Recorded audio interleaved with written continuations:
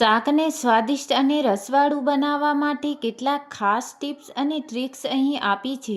જો તમે આ રીતો અપનાવશો તો તમારા હાથના શાકનો સ્વાદ રસોઈના શોખીનો પણ વખાણશે. વઘારની સાચી રીત: તેલ ગરમ થવા દો. વઘાર કરતી વખતે તેલ બરાબર ગરમ થાય પછી જ રાઈ અને જીરું નાખવું. જો તેલ કાચું હશે તો શાકમાં તેની સ્મેલ આવશે. હિંગનો ઉપયોગ: શાકમાં ચપટી હિંગ ચોક્કસ નાખવી. તેનાથી સુગંધ અને પાચન બંને સુધરે છે.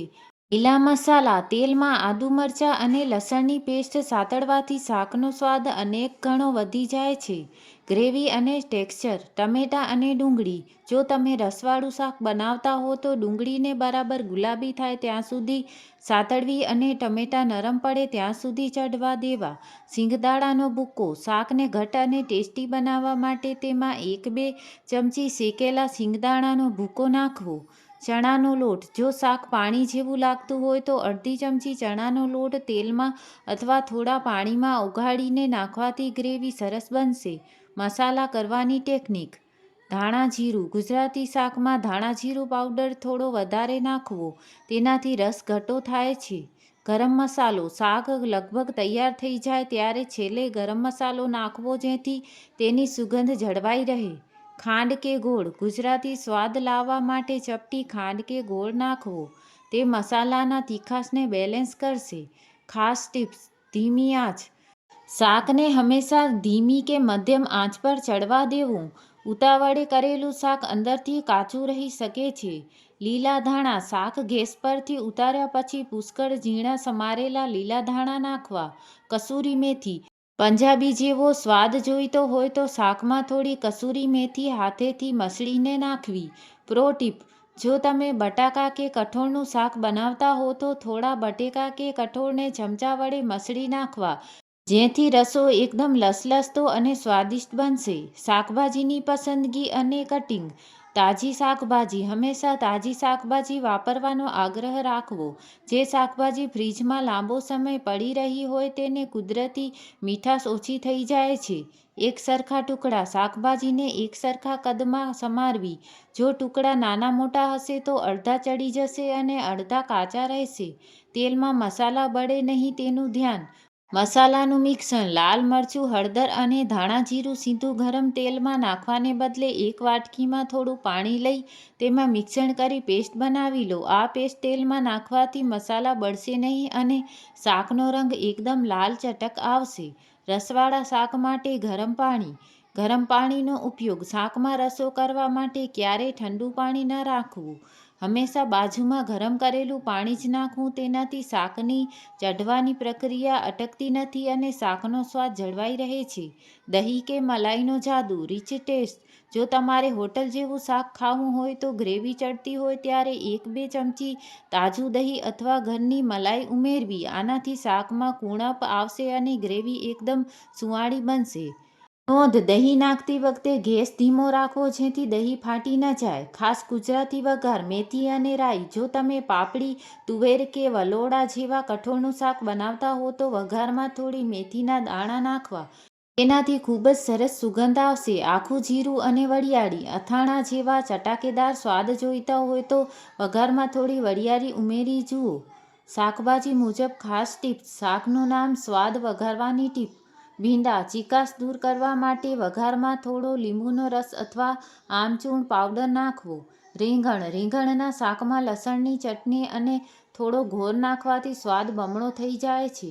દૂધી: દૂધીનું શાક બનાવતી વખતે તેમાં થોડી ચણાની દાળ પલાળેલી નાખવાથી તે વધુ ટેસ્ટી લાગે છે. ફ્લાવર: ફ્લાવરને સમાર્યા પછી ગરમ મીઠાવાળા પાણીમાં 5 મિનિટ રાખવું જેથી તે સાફ પણ થઈ જાય અને સ્વાદ પણ સુધરે. સૌથી મહત્વની વાત: શાકને ક્યારેય તે નાખતા જ તરત જ ઢાંકી ન દેવું. મસાલા સાથે શાકને 2-3 મિનિટ બરાબર સાતળવા દેવું. આનાથી મસાલા શાકના અંદર સુધી ઉતરે છે. લોખંડની કડાઈનો જાદુ: જો તમે રસવાળું બટાકાનું કે દેશી શાક બનાવતા હો તો લોખંડની કડાઈ વાપરી જુઓ. લોખંડની કડાઈમાં શાક ધીમે ધીમે ચડે છે જેનાથી તેનો સ્વાદ એકદમ નિખરી આવે છે અને લોહ તત્વ પણ મળે છે. નોંધ: શાક બની જાય એટલે તરત બીજા વાસણમાં કાઢી લેવું જેથી તે કાળું ન પડી જાય. લસણની ચટણીનો વઘાર. ગુજરાતી કાઠિયાવાડી સ્વાદ જોઈતો હોય તો ખાલી લસણની પેસ્ટ નાખવાને બદલે લસણ અને લાલ મરચાંને ખાંડળિયામાં વાટીને તેની ચટણી બનાવો. આ ચટણીને તેલમાં સાતળવાથી શાકનો કલર અને તીખાશ બંને હોટલ જેવો આવશે. શાકમાં ક્રંચ લાવવા માટે તલનો ઉપયોગ. રીંગણ, બટાકા કે કોબીના શાકમાં વઘારતી વખતે 1 ચમચી સફેદ તલ નાખવા. તે દેખાવામાં પણ સરસ લાગશે અને ખાતી વખતે તેના નટ્સ જેવો સ્વાદ આવશે. શેકેલું બેસન. જો શાક બહુ પાણીવાળું થઈ ગયું હોય તો એક નાની કળચીમાં થોડો ચણાનો લોટ શેકી ઉપરથી ભભરાવી દેવો. આનાથી શાક લસલસતું થઈ જશે. સુગંધ માટે ખાસ મસાલા. તજ લવિંગનો વઘાર. ખાસ કરીને જ્યારે તમે પનીર, ચણા કે કોઈ ભારે કઠોળનું શાક બનાવતા હો ત્યારે વઘારમાં 1 તજનો ટુકડો અને 2 લવિંગ નાખવા. તેની સુગંધ આખા ઘરમાં મહેકશે.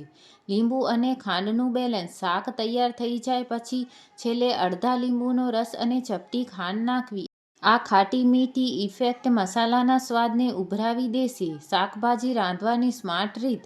શાક ખાસ ટિપ્સ. કઠોળ ચણાચોળી. કઠોળ બાફતી વખતે તેમાં 1 નંગ તમાલપત્ર નાખવું. ગેસ ઓછો જશે અને સ્વાદ વધશે. કોબી વટાણા. કોબીના શાકમાં ક્યારેય પાણી ન નાખવું. તેને વરાળમાં જ ચડવા દેવી જેથી તે ક્રિસ્પી રહે. ભરેલા શાક. ભરેલા રીંગણ કે કારેલામાં મસાલા સાથે થોડો ગાંઠિયાનો ભૂકો ઉમેરવો. ગ્રેવી ઘટ્ટ અને સ્વાદિષ્ટ બનશે. છેલ્લી ઘડીનો ટચ. ઘીનો વઘાર. જો શાક બની ગયા પછી તમને લાગે કે સ્વાદ થોડો ઓછો છે તો 1 નાની ચમચી ઘી ગરમ કરી તેમાં ચપટી હિંગ અને મરચું નાખી ઉપરથી રેડી દો. આનાથી શાક શાહી બની જશે.